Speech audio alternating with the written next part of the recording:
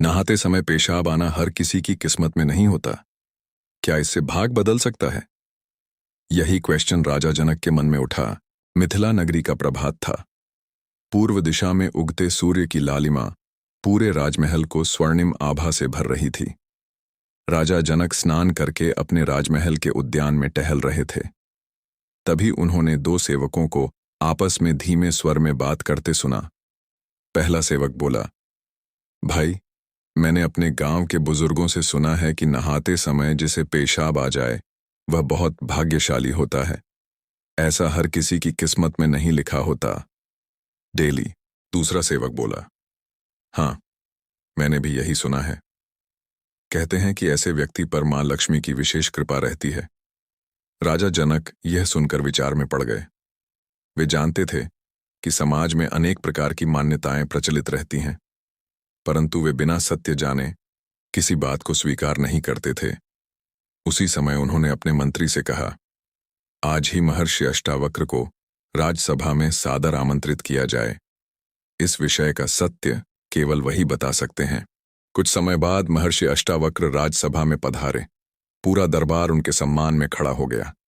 राजा जनक ने उनके चरण स्पर्श किए और उन्हें उच्च आसन पर विराजमान किया। जनक ने विनम्र स्वर में कहा, गुरुदेव, आजकल लोगों के बीच एक विचित्र बात सुनने को मिलती है। कहा जाता है कि नहाते समय जिसे पेशाब आ जाए वह अत्यंत भाग्यशाली होता है, और यह सौभाग्य सबके भाग्य में नहीं होता। क्या यह सत्य है? महर्षि अष्टावक्र ने कुछ क्षण राजा की ओर देखा और मुस्कुराए। फिर बोले, राजन, संसार में अनेक बातें ऐसी होती हैं जिन्हें लोग पीढ़ी दर पीढ़ी दोहराते रहते हैं। समय के साथ वे लोक मान्यता बन जाती हैं, परंतु हर लोक मान्यता शास्त्र सम्मत या सत्य हो, यह आवश्यक नहीं। राजा जनक ने फिर पूछा, तो क्या इस बात का कोई आध्यात्मिक रहस्य भी नहीं है? महर्षि अष्टावक्र बोले, राजन, यदि किसी साधारण शारीरिक क्रिया से मनुष्य का भाग्य तय होने लगे तो फिर कर्म, तप, दान, सत्य और धर्म का क्या महत्व रह जाएगा? पूरा दरबार शांत हो गया। महर्षि आगे बोले, मनुष्य का शरीर प्रकृति के नियमों से चलता है। स्नान के समय जल का स्पर्श होने पर कई लोगों में मूत्र त्याग की स्वाभाविक इच्छा हो सकती है। यह शरीर की सामान्य प्रक्रिया है। इसे भाग्य या दुर्भाग्य का प्रमाण नहीं माना जा सकता।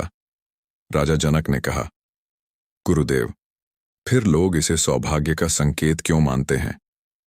महर्षि अष्टावक्र ने उत्तर दिया, क्योंकि मनुष्य को रहस्य पसंद है। वह अक्सर अपने भाग्य का सरल संकेत खोजता है, जबकि शास्त्र कहते हैं कि भाग्य कर्मों से बनता है, संकेतों से नहीं। फिर महर्षि बोले, राजन, मैं तुम्हें एक कथा सुनाता हूं।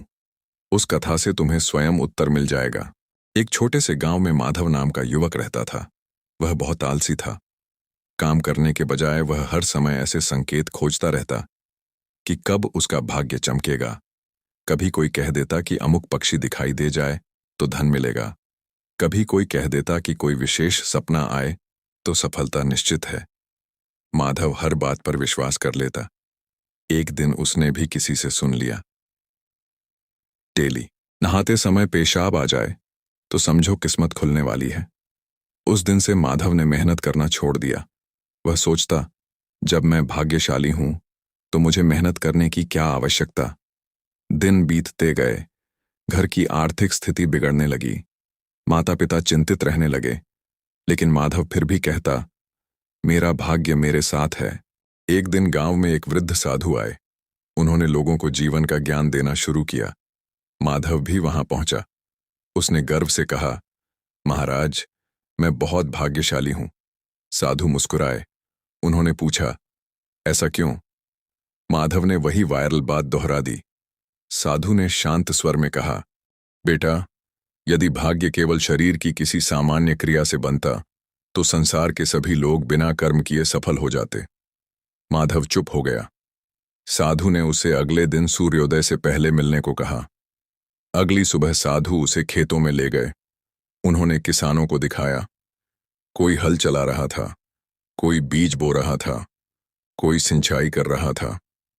साधु बोले, देखो, ये लोग अपना भाग्य अपने हाथों से बना रहे हैं। फिर वे उसे एक लोहार के पास ले गए। लोहार तपती भट्ठी के सामने पसीना बहा रहा था। साधु बोले, यदि यह भी संकेतों के भरोसे बैठ जाता तो क्या इसके घर में भोजन आता? माधव का सिर झुक गया। उस दिन उसे पहली बार समझ आया कि भाग्य का संबंध कर्म से है, भ्रम से नहीं। साधु ने अंतिम बात कही। ईश्वर अवसर देता है, लेकिन उसका लाभ वही उठाता है जो पुरुषार्थ करता है। माधव ने उसी दिन से अपने जीवन की दिशा बदल दी। वह मेहनत करने लगा। धीरे धीरे उसके खेत लहलहाने लगे, उसके घर में सुख समृद्धि आने लगी। अब जब लोग उससे भाग्य का रहस्य पूछते तो वह मुस्कुराकर कहता, भाग्य किसी अफवाह में नहीं, बल्कि प्रतिदिन किए गए अच्छे कर्मों में छिपा है। राजसभा में महात्मा की कथा समाप्त हुई। राजा की आंखें खुल चुकी थीं। उन्होंने घोषणा की, आज से हमारे राज्य में किसी भी अफवाह को बिना प्रमाण के सत्य नहीं माना जाएगा। लोगों को शिक्षा दी जाएगी कि वे विवेक से सोचें और अपने कर्मों पर विश्वास रखें। महात्मा मुस्कुराए और बोले, राजन, याद रखिए, मनुष्य का सबसे बड़ा सौभाग्य उसका स्वस्थ शरीर, निर्मल मन और सत्कर्म है। यही सच्चा भाग्य है।